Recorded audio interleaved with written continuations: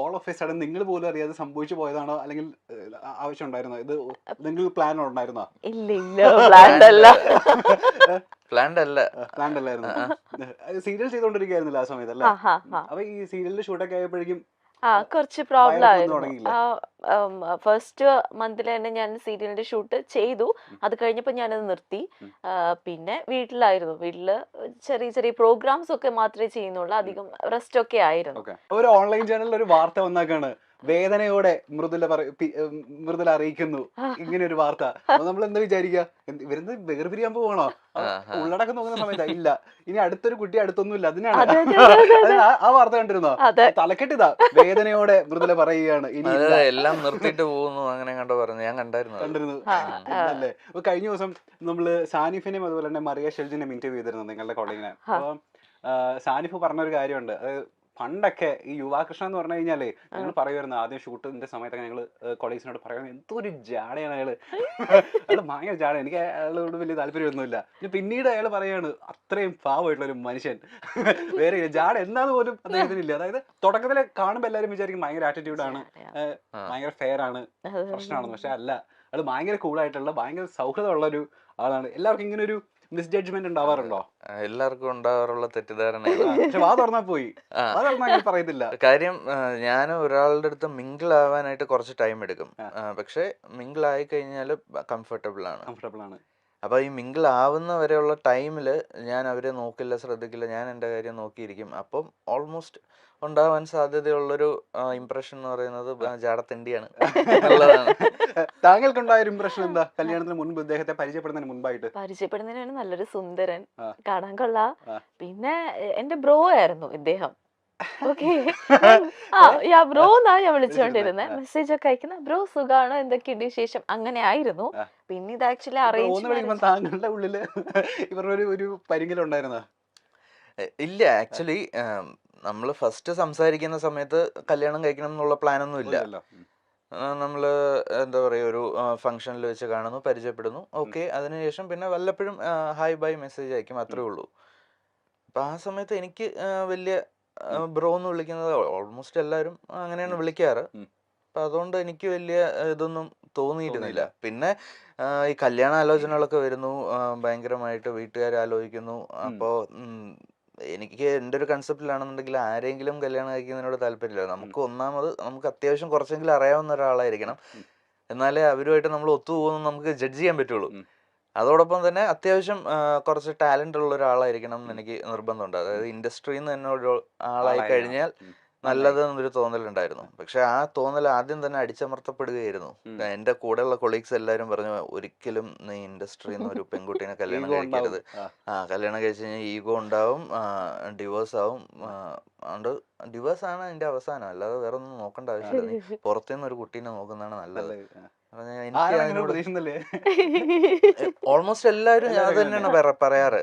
കാര്യം എന്ന് വെച്ച് കഴിഞ്ഞാല് കാണുന്ന ന്യൂസസും എല്ലാം അതുപോലെ ആയതുകൊണ്ട് എല്ലായിടത്തും ഡിവോഴ്സ് ഉണ്ട്. പക്ഷെ ഇത് ഇൻഡസ്ട്രിയിൽ നിൽക്കുന്ന ആൾക്കാർ കുറച്ചൊരു ഫെയിം ഉള്ളത് കൊണ്ട് ബാക്കിയുള്ളവരിലേക്ക് അറിയുന്നു, അത്രേ ഉള്ളൂ വ്യത്യാസം. അപ്പൊ എനിക്ക് ആ കൺസെപ്റ്റിനോട് എനിക്ക് യോജിക്കാൻ പറ്റിയിട്ടില്ല. നമുക്ക് വേവ് ലെങ്ത് ഉള്ള ഒരാളെ കിട്ടിക്കഴിഞ്ഞു കഴിഞ്ഞാൽ അയാൾ സെയിം ഇൻഡസ്ട്രി ആണോ അല്ലയോ എന്നുള്ളത് ബാധകമല്ല. ഈഗോ ഒക്കെ നമുക്ക് അഡ്ജസ്റ്റ് ചെയ്ത് കൊണ്ടുപോകുന്നതേ ഉള്ളൂ. അപ്പൊ അതുപോലെ തന്നെ ഇങ്ങനെ സംഭവിച്ചു പോകുന്നുണ്ട് ഇപ്പൊ.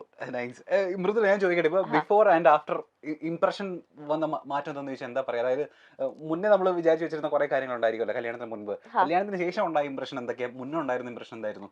ലൈക്ക് ആളെ പറ്റിയിട്ടാണോ? ആളെ പറ്റിയിട്ട് ഇതേപോലെ ഈ ജാട എന്നുള്ളത് ജാടയാണല്ലോ എന്നുള്ളൊരു തോന്നലുണ്ടായിരുന്നു. പിന്നെ കല്യാണം കഴിഞ്ഞതിന് ശേഷം ആളെ കൂടുതൽ മനസ്സിലാക്കാൻ പറ്റി. അതാണ് ലൈക്ക് ഭയങ്കര ലവബിൾ ആയിട്ടുള്ള ഒരാളാണ്, ഭയങ്കര കൂളാണ്, എത്ര ദേഷ്യപ്പെട്ടാലും തിരിച്ച് റിയാക്ട് ചെയ്യില്ല. സോ അതുകൊണ്ട് എനിക്ക് പറയാം, എന്തും ഭയങ്കര കൂളായിട്ട് ഇതങ്ങ് എടുക്കും. അതൊക്കെ തന്നെയാണ് ആക്ച്വലി കൂടുതൽ മനസ്സിലാക്കാൻ പറ്റി. മറ്റേ ജാഡ എന്നുള്ള ആ ഒരു ഇംപ്രഷൻ മാറിയിട്ട് അതല്ല ക്യാരക്ടർ എന്നുള്ളത് മനസ്സിലായി. അണ്ടർസ്റ്റാൻഡിങ് പീപ്പിൾ ആയിരുന്നു. ഇപ്പൊ മൃദുലേനെ ഈ പറയുന്ന പോലെ യുവേനെ നമുക്ക് എല്ലാവർക്കും ഇഷ്ടമായി തുടങ്ങിയതുണ്ടല്ലോ സ്റ്റാർ മാജിക്കിന് വന്നതിന് ശേഷമാണ്. നിങ്ങളുടെ പേഴ്സണാലിറ്റി എന്താണെന്നും ഒക്കെ മനസ്സിലായത് നമുക്ക് അങ്ങനെയല്ല. അതെ, അതെ, അതെ, നിങ്ങളുടെ ടാലന്റ് എന്താണെന്നും ഞാൻ ഇപ്പൊ യൂട്യൂബിൽ നോക്കിയപ്പോൾ ഒരു വീഡിയോന്, ഒരു പെർട്ടിക്കുലർ വീഡിയോന്, മൃദുലയുടെ പെർഫോമൻസ് ഉള്ള ഒരു വീഡിയോന് 8.3 മില്യൺ വ്യൂസ് പോയേക്കുന്ന വീഡിയോ. അതെ അതായത് എനിക്ക് തോന്നുന്നു ഏറ്റവും കൂടുതൽ വ്യൂസ് പോയത് സ്റ്റാർ മാജിക്കിന്റെ ആ പെർട്ടിക്കുലർ അതെ വീഡിയോനായിരിക്കണം. അതെ അതെ അതെ അതെ സ്റ്റാർ മാജിക്കിന്റെ ഒരു റെക്കോർഡ് തകർത്ത നായികയാണ്. യുവയെ മോശമല്ല, പിന്നീടാണ് യുവയ്ക്കും ഇങ്ങനെ ഒരു കഴിവുണ്ട്. അതെ അതെ മെയ്ഡ് ഫോർ ഈച്ച് തരാണ്. മിമിക്രി ഇവർ രണ്ടുപേരും തോളോട് തോള് നിൽക്കുന്ന കപ്പിളാണെന്ന് നമ്മൾ പിന്നീടാണ്. ഇപ്പോഴേ ഞാൻ ചെറിയൊരു ടാസ്ക് തന്നു കഴിഞ്ഞാൽ ആരെങ്കിലും നമ്മളുടെ വീഡിയോ ഒന്ന് മില്യൺ അടിക്കാൻ വേണ്ടിട്ട് ഒന്ന് അയ്യോ ആരെയൊക്കെ നമുക്ക് ചെയ്യാൻ പറ്റും. ഇപ്പൊ ഈ പറഞ്ഞ പോലെ സ്റ്റാർ മാജിക്കിൽ വന്നതിന് ശേഷം ഒരുപാട് പേർക്ക് ഇപ്പൊ ഫാൻ ഫോളോയിങ്സ് കൂടിയിട്ടുണ്ട്. ഇപ്പൊ അനു ആയിക്കോട്ടെ, ലക്ഷ്മി നക്ഷത്ര ആയിക്കോട്ടെ, ബിനു അടിവാലി ആയിക്കോട്ടെ. ആരാണ് ആദ്യം അനുവിനെ ഈ പറയുന്ന ഈ മൊമെന്റിൽ നമുക്ക് ഇത് കാണിക്കാൻ പറ്റുമോ? ചെയ്യാം. ഷുവർ. ഇത് ഞാൻ തനു. ഓക്കെ. എന്തിരടി നീ പറയണത്? കുറെ നേരമായിട്ട് ഞാൻ നോക്കുന്നുണ്ടടി. നീ നീ നീ ഇത് കണ്ട, ഈ ഫോട്ടോ നീ കണ്ട? അയ്യോ എന്ത് നല്ല രസമുണ്ടല്ലേ, ഞാൻ അപ്പോഴേ പറഞ്ഞതാണ്. ഓ എനിക്ക് വയ്യ. എന്നെ കൊള്ളാമോടി, നീ പറ. ഈ ഉടുപ്പ് കൊള്ളാമോടി, പറയടി. കുഴപ്പമൊന്നും ഇല്ലല്ലോ അല്ലേ? ഇതെന്തോന്ന്, നിന്റെ ലിപ്സ്റ്റിക് എന്തോന്ന്? കൊള്ളില്ല. അത് കൊള്ളാല്ലേ? ഏതാണ്ട് ഇതുപോലെയൊക്കെ തന്നെയാണ് ഫ്രെയിമിൽ നമ്മൾ അനുവിനെ കാണുന്നതല്ലേ? അതിന് ഈ പറഞ്ഞ ഇതൊന്നുമില്ല, ഫേക്ക്നെസ് ഒന്നുമില്ല. ആളെങ്ങനെയാണോ അതുപോലെ തന്നെ ബിഹേവ് ചെയ്യും. ചേട്ടന്റെ അങ്ങോട്ടേക്ക് ഞാൻ പ്ലേറ്റ് മാറ്റുകയാണ്. ചേട്ടൻ ഈ പറയുന്ന പോലെ ബിനു അടിമാലിനെ അവതരിപ്പിക്കുന്ന കണ്ട സമയം നമ്മൾ ഞെട്ടിപ്പോയിട്ടുണ്ടായിരുന്നു. കോളേജിലെ അത്യാവശ്യം മിമിക്രി ഒക്കെ ചെയ്യുന്ന ആളായിരുന്നോ? കോളേജിൽ ഡിഗ്രിക്ക് പഠിച്ചുകൊണ്ടിരുന്ന സമയത്ത് ഇതേപോലെ കോമ്പറ്റീഷൻ, കോളേജ് ലെവലിലുള്ള കോമ്പറ്റീഷൻ, ആർട്സ് ഫെസ്റ്റിനൊക്കെ ചെയ്യുമായിരുന്നു. പ്രൈസ് വാങ്ങിക്കുമായിരുന്നു. ഇതറിയായിരുന്നോ? കല്യാണത്തിന് മുന്നേ അന്ന് അവതരിപ്പിച്ചപ്പോഴാണ് ആദ്യമായിട്ട് ആണല്ലേ? ഓ ചേട്ടാ.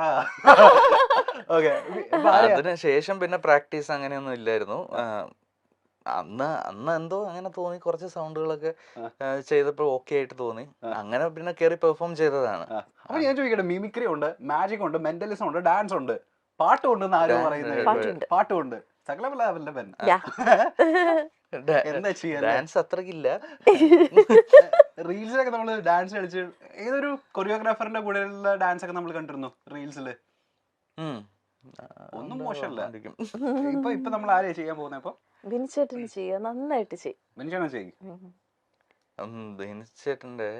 ബിനിച്ചേട്ടൻ, നോബിച്ചേട്ടൻ അവരൊക്കെ അത് മതി. ഓക്കെ ഓക്കെ, ജസ്റ്റ് ഒന്ന് ട്രൈ ചെയ്ത് നോക്കാം. അത്രേ ഉള്ളൂ. എന്റെ പൊന്നടാവേ, ഞാനവിടെ വന്ന് ഇരിക്കുമ്പോണ്ടല്ലോ ഇന്റർവ്യൂവിന്, എൻ്റെ എതിരെ എന്നെ പോലെ വേറൊരുത്തൻ. അപ്പൊ ഞാൻ ആലോചിക്കുക, ഇവനിത് ഇവിടെ നിന്നാടാ എൻ്റെ പൊന്നെ വന്നതെന്ന്. ഇങ്ങനെയൊക്കെ പറഞ്ഞിട്ട് പരിപാടിയും ചെയ്തിട്ട് പോവാനായിട്ട് പറ്റുമോ? നീക്കൊന്ന് ആലോചിച്ച് നോക്കിയത് ഇവിടെ നിന്ന് എന്താ സംഭവം നടക്കണേന്ന്. എന്നെ പൊന്നടവേ, ഒരു രക്ഷയില്ല. ബിനുചേട്ടന് മുമ്പില് പെർഫോം ചെയ്തിട്ടില്ലേ? ബിനുചേട്ടൻ എല്ലാവരെയും ഈ പറയുന്ന പോലെ കോമഡി എടുത്തിട്ട് മറ്റേ ഇൻസൾട്ട് ചെയ്യുന്ന ആളാണല്ലോ. ഈ ചേട്ടന്റെ മുൻപില് ഈ സാധനം അവതരിപ്പിച്ച സമയത്ത് ചേട്ടന്റെ റെസ്പോൺസ് എന്തായിരുന്നു? പുള്ളി ഡയറക്റ്റ് ആയിട്ട് കേട്ടിട്ടില്ലെന്ന് തോന്നുന്നു. പുള്ളി ഇല്ലാത്തൊരു എപ്പിസോഡിലായിരുന്നു ഞാൻ പെർഫോം ചെയ്തത്. ചേട്ടന്റെ റെസ്പോൺസ് അതിനുശേഷം പിന്നെ പുള്ളി ഒന്ന് പറഞ്ഞ കൊള്ളായിരുന്നു കേട്ടോ. ഇനി ആരാ നോബി ചേട്ടൻ ചെയ്യാൻ പറ്റുമോ? നോബി ചേട്ടൻ്റെ എനിക്ക് ഓർമ്മയില്ല, മൈൻഡിൽ നിന്ന് പോയി ആ സാധനം. വേറെ ആരെങ്കിലും ചെയ്യുമ്പോ? അല്ലാതെ നമുക്ക് മറ്റേ ഫിലിമിലൊക്കെ ഉള്ള കുറച്ച് ആൾക്കാരുടെ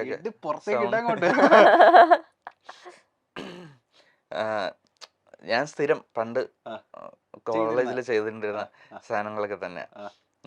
കൊച്ചിൻ ഹനീഫയും ജനാർദ്ദനും തമ്മിലുള്ളൊരു ഡയലോഗ്, ആസനെ അർദ്ധം ഷക്കീല പെറ്റി ഇരട്ടാന്ന് കേട്ടത് പോയാലോ? ഓ നീ തങ്കപ്പനല്ലടാ പൊന്നപ്പനാ. അതുകൊള്ളാം.